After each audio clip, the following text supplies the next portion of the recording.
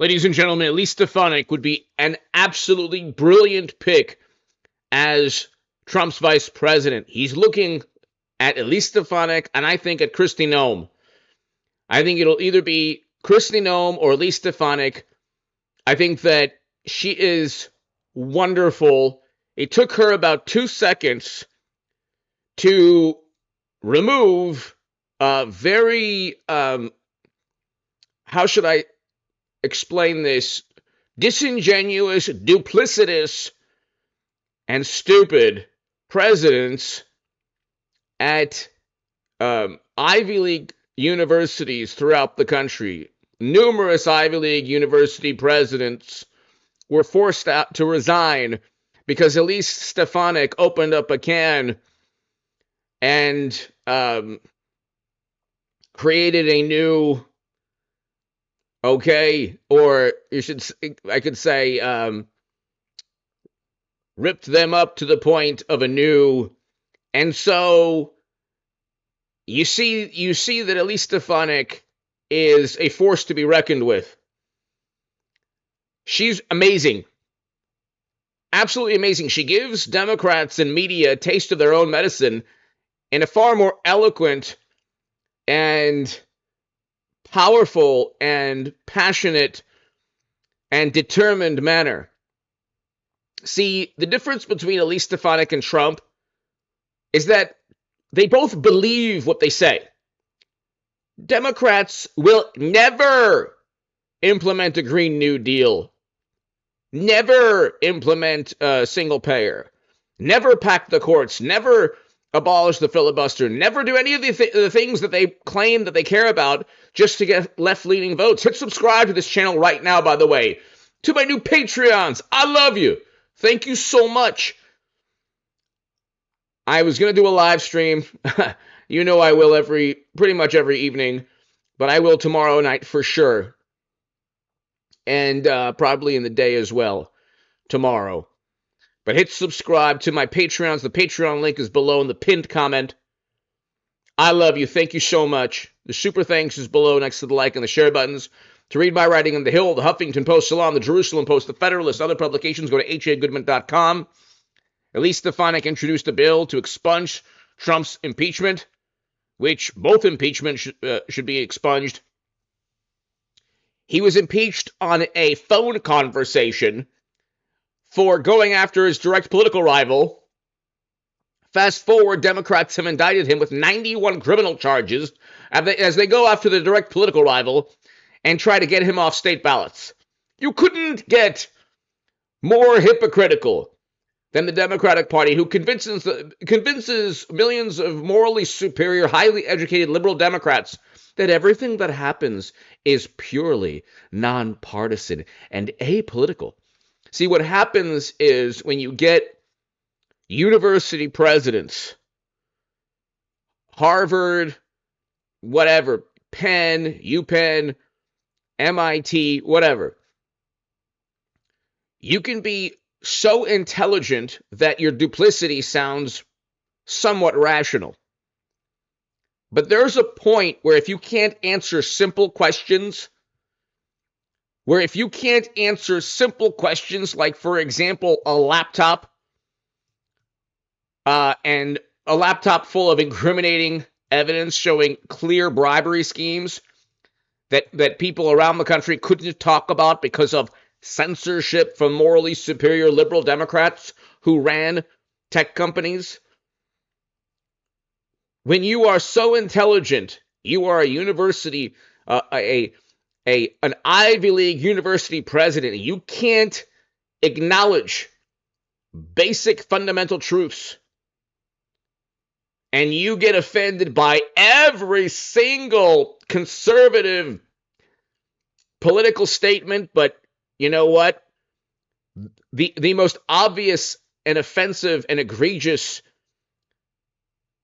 ideologies are not really that offensive, because then whenever it's about the most egregious and barbaric ideologies, then it's about free speech. But then, of course, if you were to say, certain things that we can't even talk about on this platform, then it's, of course, speech that is curtailed.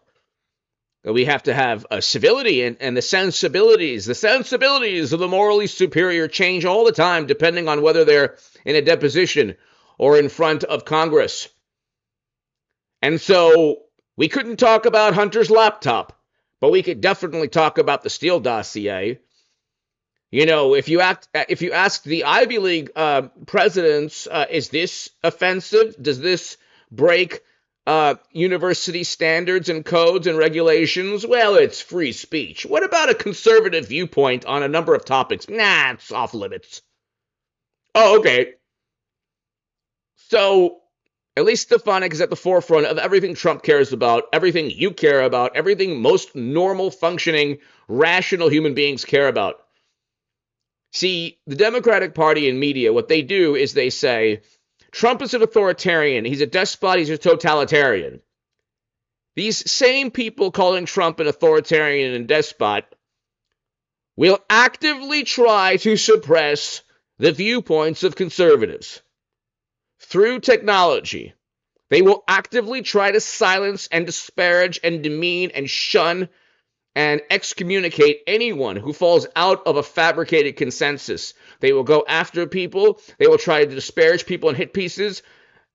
There were hit pieces written on me when I was a Bernie Sanders supporter, when I was the biggest Bernie Sanders booster on the internet, according to the Huffington Post, and the unofficial scribe of Sanders' most hardcore voters, according to the Washington Post. Now I'm embarrassed to have written in defense or, advocating Bernie Sanders. The man is an AI robot for the Democratic Party, funneling left-leaning votes into the Democratic Party. His foreign policy and economic policies are a catastrophe, which is why none of them have been implemented even by either conservative or far-left Democrats. Bernie Sanders was cheated and Debbie Wasserman Schultz was forced to resign. The whole thing was disgraceful. The DNC emails showed that the primary was a complete farce and a theatrical performance, and Bernie Sanders didn't even have the guts or the integrity to at least acknowledge that he was cheated by his own political party.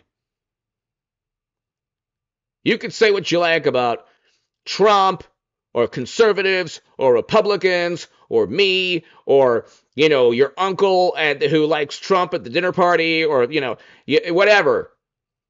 But you have to acknowledge, if you're on the left, that Bernie Sanders didn't even not only fight or, he didn't even acknowledge, much less put up a fight when they completely railroaded him, not once, but twice. He won 2 Iowa contests in a row. But that's the Democrat. The true cult is not Trump. It's funny. The actual cultists call Trump supporters cultists. It's like, no. You will only vote Democrat, so much so that even if your candidate is cheated, you'll still vote Democrat.